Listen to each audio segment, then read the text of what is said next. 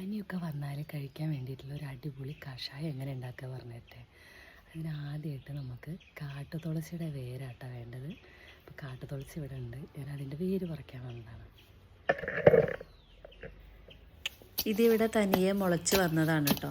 ഇതിൽ മുൻപൊന്നും ഉണ്ടായിരുന്നു, അത് കുറേ കാലം അതിൻ്റെ വേര് ഉപയോഗിച്ചിട്ട് ഞങ്ങൾ കഷായം ഉണ്ടാക്കാറുണ്ടായിരുന്നു കേട്ടോ, പനിയൊക്കെ വരുന്ന സമയത്ത്. എന്നിട്ട് പിന്നെ കുറേ കഴിഞ്ഞപ്പോൾ ഞാനത് പറിച്ചിട്ടു. അപ്പോൾ വേറൊന്നുണ്ടായി വന്നപ്പോൾ മറ്റത് ഞാൻ പറിച്ചിടുകയാണ് ചെയ്തത്. ഇതിൻ്റെ വേര് നമ്മൾ എടുക്കുമ്പോൾ മുഴുവനായിട്ട് എടുക്കില്ല, ഒരു കഷ്ണം അതിൽ നിന്ന് മുറിച്ചെടുക്കുകയുള്ളൂ. കാരണം ഇത് വീണ്ടും വളരണമല്ലോ, പിന്നെ വീണ്ടും വീണ്ടും നമുക്ക് പൊട്ടിച്ചെടുക്കണ്ടേ.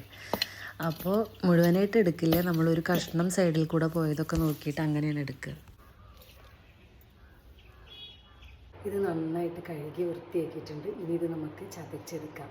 അങ്ങനെ ഇത് ചതച്ചിട്ട് ചെറിയ കഷ്ണമാക്കി ചതച്ചിട്ട് ഇതിലിട്ടിട്ടുണ്ട് കേട്ടോ. ഇതിൻ്റെ കൂടെ ഞാൻ കുറച്ച് ചുക്കും കുരുമുളകും ചതച്ചത് കൂടി ഇടുന്നുണ്ട്. എന്നിട്ട് നമുക്ക് വെള്ളം ഒഴിച്ചു കൊടുക്കാം.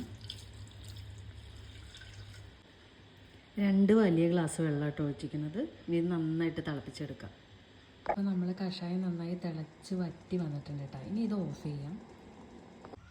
ഇനി ഇതിലേക്ക് ആവശ്യത്തിനുള്ള ശർക്കര അങ്ങനെ ഗ്രേറ്റ് ചെയ്തിട്ടിട്ട് ഇളം ചൂടോടുകൂടി ഇടയ്ക്കിടയ്ക്ക് കുടിച്ചാൽ മതി. പമ്പയല്ല, അറബിക്കടലൊക്കെ കിടക്കും. അല്ല, ഈ സമയത്ത് ഇപ്പോൾ അറബിക്കടൽ കിടക്കുമെന്ന് അറിയില്ല, കാരണം അറബി നാട്ടിലൊക്കെ പ്രശ്നമാണല്ലോ. എന്നാലും പമ്പ എന്തായാലും കിടക്കും.